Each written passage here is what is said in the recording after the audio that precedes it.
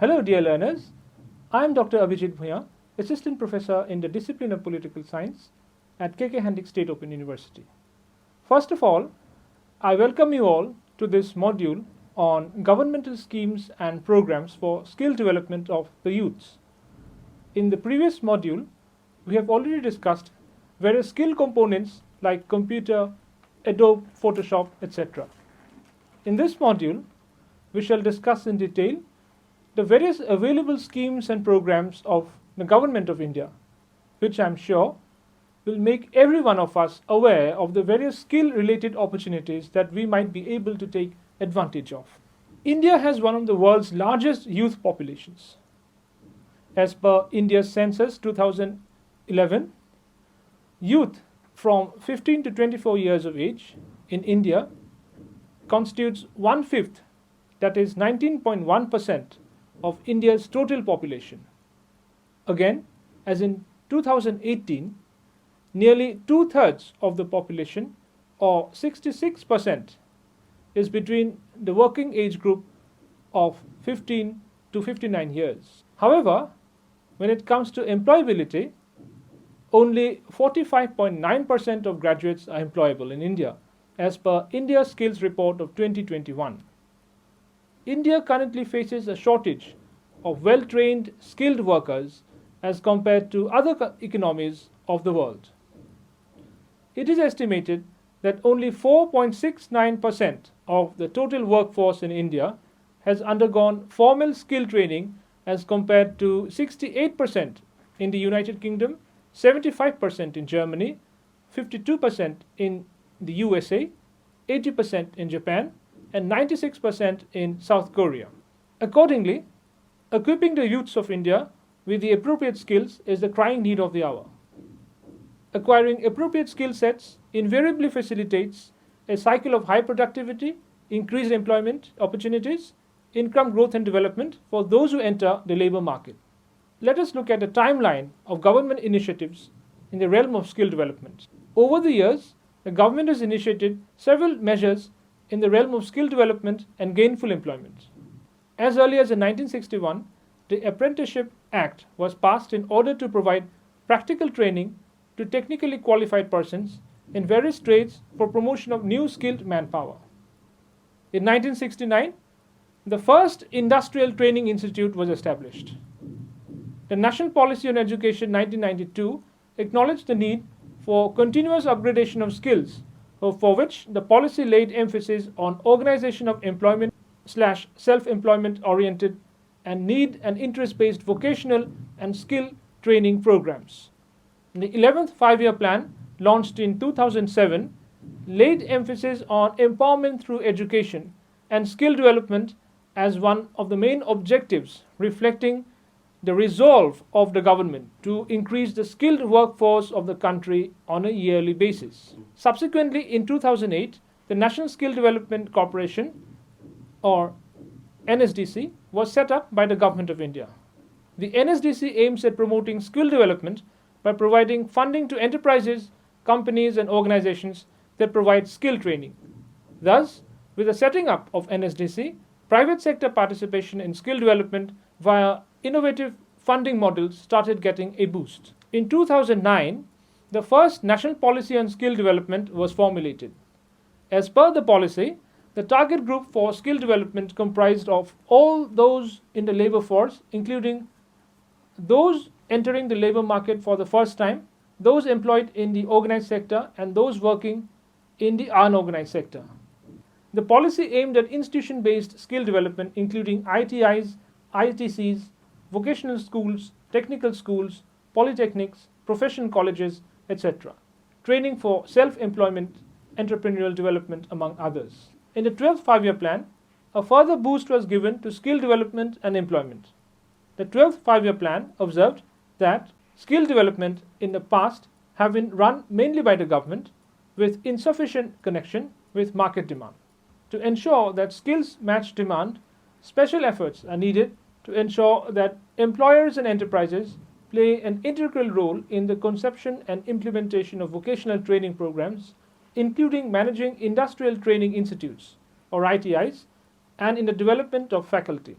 An enabling framework is needed that would attract private investment in vocational training through public-private partnership, or PPP. As a corollary, in 2013, the National Skills Qualifications Framework, or NSQF, was drawn up by the government. The National Skills Qualifications Framework is a nationally integrated education and competency-based framework that enables persons to acquire desired competency levels, ensuring uniformity in learning outcomes. In the same year, the National Skill Development Agency, NSDA, was set up by the Union government to, quote-unquote, anchor the National Skills Qualifications Framework, NSQF, and allied quality assurance mechanisms for synergizing skill initiatives in the country. In July 2014, the Government of India created the Department of Skill Development and Entrepreneurship under the Ministry of Youth Affairs and Sports. It was subsequently upgraded to a full-fledged ministry in November 2014. The ministry is responsible for coordination of skill development efforts across the country, removal of disconnect between demand and supply of skilled manpower, building the vocational and technical training framework, skill upgradation, building of new skills and innovative thinking, not only for existing jobs, but also jobs that are to be created. The ministry works primarily through the National Skill Development Corporation, NSDC, National Skill Development Agency, NSDA, and the Directorate of Training, DT. In 2015, the Government of India launched the National Policy on Skill Development and Entrepreneurship, superseding the earlier policy of 2009. The objective of the National Policy on Skill Development and Entrepreneurship 2015 is to meet the challenge of skilling at scale with speed and standard, that is quality. It will aim to improve an umbrella framework to all skilling activities being carried out within the country, to align them to common standards and link the skilling with demand. The National Skill Development Mission was officially launched by the Honorable Prime Minister of India, Shri Narendra Modi, on July 15, 2015, on the occasion of World Youth Skills Day. The aim of the mission is to create convergence across sectors and states in terms of skill training activities so as to achieve the vision of Skilled India. Simultaneously, on the same day, the Honorable Prime Minister launched the Skilled India Mission, which aims to train over 40 crore people in India in different skills by 2022. The emphasis is on vocational training and certification of Indian youth for gainful employment. The mission would be implemented through an institutional mechanism under the auspices of the Ministry of Skill Development and Entrepreneurship, MSDE. At the state level too, State Skill Development Missions, SSDMs, have been launched in almost all states. For instance, in Assam, Assam Skill Development Mission facilitates basic skill development trainings based on skill gaps in the state by way of offering short duration training courses so that the youths, after receiving the training, can find employment both within Assam and also in other states of India. The mission is also focusing on establishment of multi-skill education centers, which should be centers of excellence in 9 locations in the state, namely Majuli, Dibrugarh, Nalbari, Silchar, Biswanath Sariali, Difu, Dhubri, Nagaon, and Kokrajhar. The Assam Skill Development Mission has also envisaged the establishment of Skill City, which should serve as a multi-skill training center with a mandate for imparting technical and vocational education and training on sectors like agriculture and allied sectors, automotive engineering, beauty and wellness, construction, electronics, healthcare, hospitality and tourism, petrochemicals, power, retail, textile and apparel, transport and logistics, graphic design and technology, and international language and culture. Let us try to examine the various schemes that the Union government has launched in the recent past in the realm of skill building so as to bring about fundamental changes in the skill landscape of the country. Firstly, we start with the Pradhan Mantri Kaushal Vikas Yojana 2.0 or the Pmkvy 2.0, 2016 to 2020. Background: Pradhan Mantri Kaushal Vikas Yojana Pmkvy is the flagship scheme of the Ministry of Skill Development and Entrepreneurship (MSDE), and it is implemented by National Skill Development Corporation. Pradhan Mantri Kaushal Vikas Yojana, or the Pmkvy, was launched in 2015. The aim of the scheme was to encourage and promote skill development in the country by providing free short duration quality skill training relevant to the industry and incentivizing this by providing monetary rewards to youth for skill certification. Individuals with prior learning experience or skills will also be assessed and certified under Recognition of Prior Learning (RPL). It was expected that the scheme would boost both industry and employability of youths. During its pilot phase in 2015 to 2016, 19.85 lakh candidates were trained. Subsequently, Pmkvy 2016 to 2020 was launched on a wider scale in terms of sector and geographical area and by greater alignment with other missions of Government of India like Make in India, Digital India, Swachh Bharat, etc., with a target to cover 24 lakh youth in the region. The scheme had a total budgetary outlay of Rs 12,000 crores. The objectives of the Pmkvy 2016 to 2020 are listed below. To enable and mobilize a large number of youths to take up industry-designed quality skill training, become employable and earn their livelihood. Increase productivity of the existing workforce and align skill training with the actual needs of the country. To encourage standardization of the certification process and put in place the foundation for creating a registry of skills. To benefit 10 million youth over the period of 4 years, 2016 to 2020. Key components of Pmkvy 2016 to 2020. Firstly, short-term training (STT). The short-term training that is imparted at Pmkvy training centers is targeted for candidates who are either school or college dropouts or unemployed. The training is provided according to the National Skills Qualifications Framework or NSQF with soft skills, entrepreneurship, financial and digital literacy curriculum, etc. Upon successful completion of their assessment and certification, candidates are provided placement assistance by training partners. Secondly, recognition of prior learning (RPL). Individuals with prior learning experience or skills are assessed and certified under the recognition of prior learning (RPL) component of the scheme. RPL aims to align the competencies of the unregulated workforce of the country to the NSQF. Now we come to the Pradhan Mantri Kaushal Vikas Yojana 3.0, Pmkvy 3.0 from 2020 to 2021. The objectives of the Pmkvy 3.0 are to create an ecosystem for the youth to make informed choices on the available skilling avenues, to provide support to youth for skill training and certification, to promote sustainable skill centers for greater participation of private sector, to benefit 8 lakh youth over the scheme period 2020 to 2021. Now let us look at the core principles of Pmkvy 3.0. Firstly, it aims at planning from below, with district level plans being the fundamental instruments for implementation.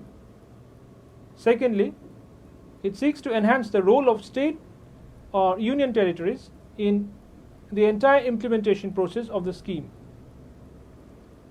Thirdly, it tries to strengthen district skill committees, DSCs, state skill development missions, SSDMs, State Directorate of Technical Education or Skill Development through hand-holding, strategic and funding support. Fourthly, it seeks to create a pool of certified trainers for which direct funding shall be provided for the training of trainers, TOT programs. Fifthly, it seeks to focus on upskilling or reskilling with a focus on future skills courses to increase productivity of existing workforce. Sixthly, it seeks to focus on online digital mode of training for wider coverage. Seventhly, it seeks to introduce significant reforms in assessment ecosystem, which would include common assessment centers and the use of online assessment tools. Eighthly, Pmkvy 3.0 aims at large-scale grassroots publicity, including booklet and pamphlet distribution, media campaigns, and awareness programs. Now, we come to the Pradhan Mantri Kaushal Kendra (Pmkk). The Ministry of Skill Development and Entrepreneurship, under the Skill India mission, has initiated the establishment of state-of-the-art visible aspirational model training centers in every district of India. These model training centers are referred to as Pradhan Mantri Kaushal Kendra (Pmkk). The Pmkk would offer courses based on district population catering to local youth aspirations, backed up by dedicated counseling, mobilization and placement cells. Mandatory training in the manufacturing trades as per Pmkvy guidelines is a key highlight of the Pmkk. The Pradhan Mantri Kaushal Kendras are equipped with smart classrooms, audiovisual training aids and biometric attendance infrastructure. Capacity Building Scheme. The Government of India has been laying special emphasis on skill development in the Northeast. The Ministry of Development of Northeastern Region has taken the initiative to prepare a roadmap for making the youth of the region skilled and employable. Under convergence policy of Ministry of Skill Development and Entrepreneurship, capacity building component of the Capacity Building and Technical Assistance Scheme of Ministry of Development of Northeastern Region has been transferred to the MSDE for conducting skill development training for unemployed youth of the Northeastern Region. Under this scheme, residential training is being provided to the youth of the Northeastern Region with a budget of Rs 25 crore. All the courses or job roles that were taken up under the scheme were NSQF aligned. The target was to train around 9,681 candidates. The scheme has now closed with a total enrollment of 9,435 candidates, out of which 6,686 candidates have been certified and 3,638 candidates have been reported placed as on 31/12/2019. Uran. The Uran Scheme is a special industry initiative for Jammu and Kashmir. It is funded and monitored by the Ministry of Home Affairs and implemented by National Skill Development Corporation or NSDC. Based on the recommendations of the Rangarajan Committee, the scheme has been a major initiative of the central government towards making the educated youths of Jammu and Kashmir employable. And the aim of the Uran Scheme is capacity building of the youths in Jammu and Kashmir through skill development and to help them find placements in leading corporate houses of the nation. Alternatively, the scheme aims at providing corporate India exposure to the rich talent pool available in Jammu and Kashmir. International Skill Center (Iisc). The Ministry of Skill Development and Entrepreneurship under the Skill Development Mission has set up International Skill Centers or IISCs through the National Skill Development Corporation to implement two schemes, namely Pradhan Mantri Kaushal Vikas Yojana and Pravasi Kaushal Vikas Yojana or Pkvy for youth seeking global mobility for jobs. As part of the IISc program, both domain skill training on international standards and pre-departure orientation training (PDOT) are being imparted to candidates so that they could explore various overseas employment opportunities available and accordingly acquire appropriate skill sets. The IISc policy aims at assessment and certification on international standards as per best practices and recognition in different countries.